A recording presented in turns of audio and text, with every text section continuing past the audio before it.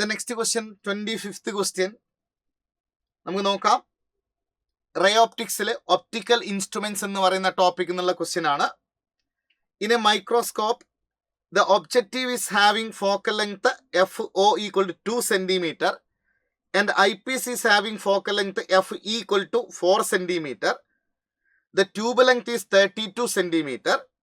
The magnification produced by the microscope for normal adjustment is.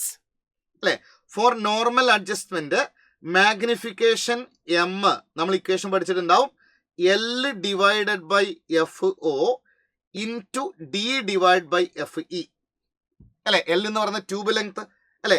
ഈ L നമുക്ക് എത്ര തന്നിട്ടുണ്ട്? 32 സെന്റിമീറ്റർ എന്ന് തന്നിട്ടുണ്ട്. ആ D ഓൾറെഡി നമുക്കറിയാം അല്ലെ.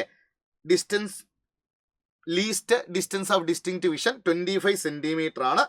ഡിവൈഡഡ് ബൈ FO എന്ന് പറയുന്നത് 2 ആണ്, FE എന്ന് പറയുന്നത് 4 ആണ്.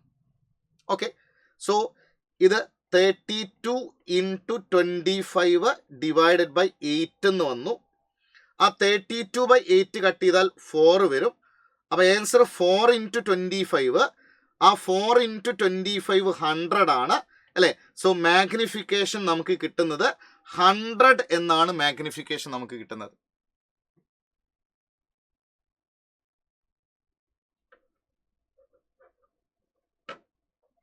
ഓക്കെ.